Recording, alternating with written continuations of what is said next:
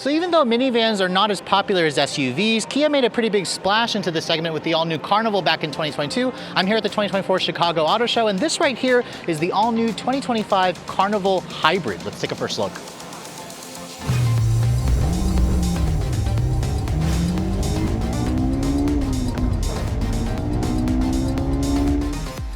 So before we start talking about the revised exterior styling, which by the way, there are a lot of changes to talk about, I thought I'd pop the hood and show you guys what's powering this thing. Now the big story, of course, with the revised 2025 Carnival is the addition of this hybrid powertrain. So it's in addition to the naturally aspirated 3.5 liter V6, but this powertrain here is the company's 1.6 liter turbocharged 4-cylinder mated to a 54 kilowatt electric motor.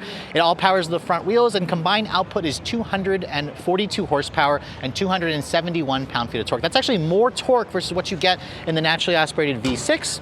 It all goes out through a 6-speed automatic transmission, so it's a conventional automatic.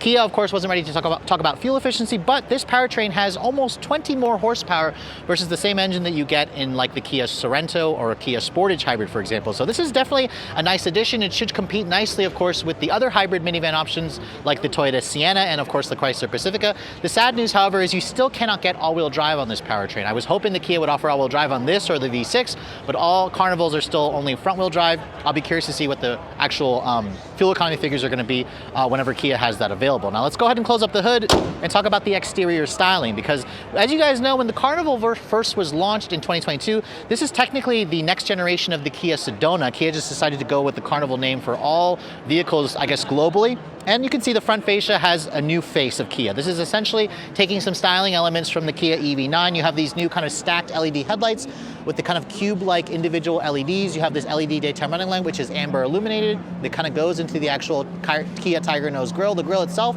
is obviously larger. It pairs nicely with the new Kia logo. This kind of color is like ceramic silver, I believe. It looks really good on the body lines of the Carnival in general. You can see the front fascia tries to give it more of a tougher SUV design. Kia says there's around 6.8 inches of ground clearance. They call this thing an MPV, which stands for multi-purpose vehicle. I kind of call it a multi-purpose van. But again, it looks really nice. I think that Kia has done a pretty good job with the overall styling. Now you can see this model over here behind me is actually the a different trim that offers the V6. I kind of like that green color. I'm not entirely sure what Kia calls it, but let's go ahead and talk about some of the changes for the side profile here. You can see you get all new wheel designs because this is a pretty heavy refresh. This is a 19-inch black finish wheel that you get on this SX Prestige model. It's riding on a 235 by 55 R19 tires. You can see the black painted design looks good along the kind of ceramic silver exterior. I also like how the wheel arch moldings here are all body colored. So Kia doesn't try to make this look like a crossover by adding some cladding, but like I said earlier, you do get around 6.8 inches of ground clearance. Now in terms of the dimensions, this is a refresh, so it's not any bigger versus the pre-refresh model. It has a 121.7 inch long wheelbase. It's around 203 inches long overall, so this is pretty much a large vehicle. It's about the same size as all those big 3-row SUVs. This is actually longer versus the Kia Telluride by a good like 6 inches, so that's something to keep in mind. Mirrors, you can see, they kind of have this like flat gray painted area with the integrated turn signals. There's full 360 camera on this vehicle, and then you can see Kia tries to really make this look like a crossover with these big roof rails. You do have that kind of twin panel sunroof design as well, which is nice. I also like the fact that Kia kind of hides the fact that this is a minivan. I mean, obviously you can see the minivan sliding door track here.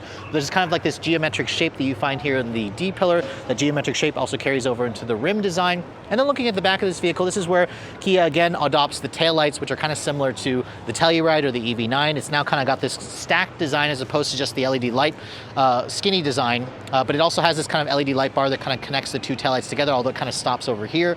There's some different badging, and this is really the only indication that you have the hybrid. It says HEV there, which stands for hybrid electric vehicle. Again, I think this powertrain option should be very popular for the Kia Carnival, although I just wish that Kia would have offered all-wheel drive with this powertrain combination. Now you can see power liftgate is included on this top trim, and because this is a minivan, this is where you get a ton of space. Now, first of all, the third row, you can obviously fold it flat into the floor, and you can kind of also pull it out in a very easy, one-step method.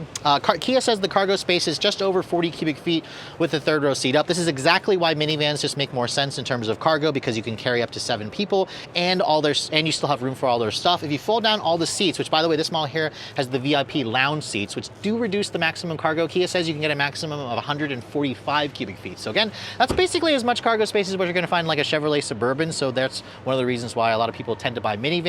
And it really shows just how practical it is, especially if you guys need to carry 7 people and all their stuff.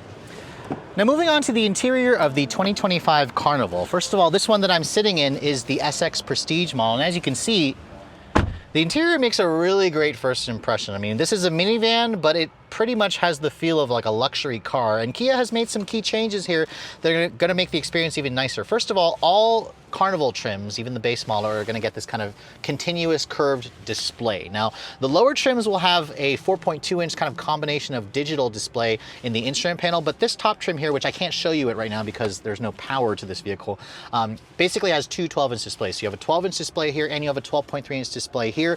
It is also running their newest software called CCNC, which was introduced on the Kia EV9, which means it now finally has wireless Apple CarPlay and Android Auto. Finally, Kia and Hyundai took forever to add it, but it's nice to see that they're kind of implementing that to the rest of the vehicles. In terms of the rest of the materials, let's talk about that really quickly. You can see door panel materials have a soft touch injection molded plastic. There's some nice piano black plastic trim, although it's going to get covered in fingerprints. You have two-person memory seats here. The window controls feel pretty high quality. They're actually metal accented. You have power folding mirrors, padded armrest over here, and then the seats, these adjust in 12 different ways for the driver and the front passenger seat. They're also heated and ventilated with the two-person memory, like I said. And I love the two-tone look. This is kind of like the upgraded leather that you get with the SX model with the blue and the kind of light gray. It definitely makes for a nice looking interior. It feels a lot more upscale than you'd expect a minivan to be. Now, in terms of the steering wheel, you can see the steering wheel practically looks the same. It has a manual tilt telescoping design. Surprised to see paddles on the wheel actually for a minivan, but again, Kia doesn't want you to call it a minivan. They want you to call it an MPV. The steering wheel itself has the new logo. It has a lot of buttons here, hard buttons to control the Kia driver assistance package, your audio information, of course. The center stack, you can see, has been slightly upgraded. The material quality here is nice. You have this kind of faux stitching with the soft touch injection molded plastic.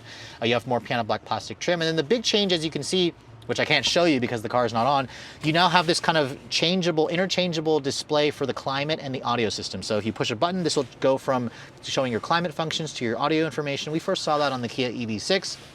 Down here you can see there's a wireless phone charging pad. You have two USB-C charging ports. Your transmission selector is now a dial as opposed to, I believe, the old gear selector. Then you have your heated and cooled seat controls, heated steering wheel controls. They're all located as hard buttons here, which is a nice touch. There's a padded center console here. And then you can see opening up the center console, it's pretty deep. There's a good amount of storage. I mean, it's a minivan. You kind of expect it to have really good storage. The glove compartment you can see is a bin style. It's damped but not lined with felt. It offers a good amount of storage as well. The rear view mirror is auto dimming. It also, I believe, offers a digital camera rear view mirror. You have this kind of cloth material for the headliner. There's also ambient lighting in this car. You can see there's a standard sunroof here that also allows you to open it up and vent air if you guys would like. But overall, the front seat area hasn't changed too much. It just has upgraded software tech and that new touch panel here, which I think are some nice changes. But let's go ahead and hop into the second row because you guys know it's a minivan, so we have to talk about how much ridiculous space this thing has. But getting back here, you can see this particular one that I'm showing you has the VIP lounge seats, which, if you can believe it, Kia actually on their website doesn't charge extra for this, but I feel like they're supposed to, so we'll have to wait and see what the final spec is going to be like there. You can see the power sliding doors are included on this top trim. And then with the lounge package here, basically it gives you the ability to kind of do crazy things like, look at how far I can move the seat back. I mean, this is just absolutely insane. There's also, I believe you can also move the seats forward or to the side and whatnot. You can also kind of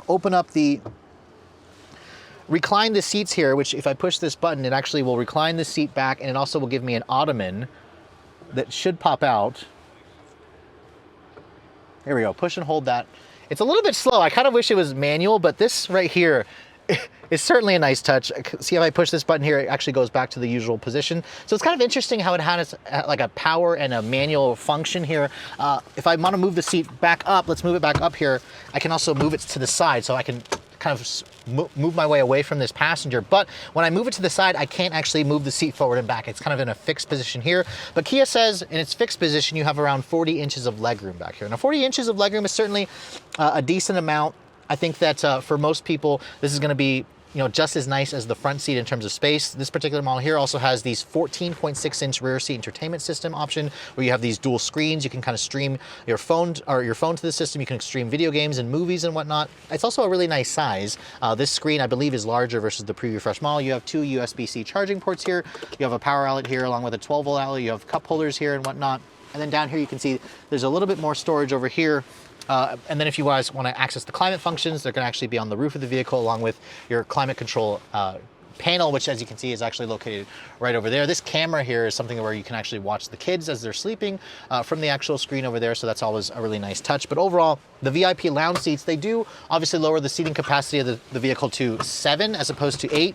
But as you can see, moving the seat forward and back here, this is definitely a really big amount of adjustability. But let's go ahead and hop into the third row, which by the way, these seats I forgot to mention are also heated and ventilated, which is kind of a nice touch to find in this segment. Now, getting back here, that's the problem with the lounge seats is you actually don't, it looks like you don't seem to get the ability to kind of move the seat out of the way. Now, Rob is kind of struggling to move this seat here, which as you can see, there we go. That's with the seat back, and then if you come this way, there we go. So you can slide it to the side over there. I will basically just hop into the back seat area to show you guys that because I don't know how you can slide this seat forward. And I believe you can't because of the fact that the lounge seats here are kind of anchored into the seat and give you all that adjustability. But once I'm back here into the third row, Kia says there's around 35 inches of legroom back here. Now 35 inches is a pretty decent amount. Now, yes, that red tab here, I believe, is to actually remove the seats. And you can see, this is where you can also recline the seats. I forgot to show you guys this. There's a power function here.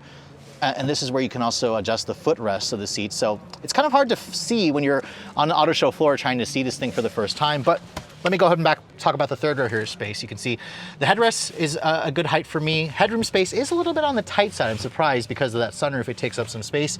In terms of materials back here, you also get rear seat sunshades, which is also the case in the second row. You have a USB-C charging port. This is hard touch plastic. I would have liked to see Kia do a soft touch injection molded plastic here.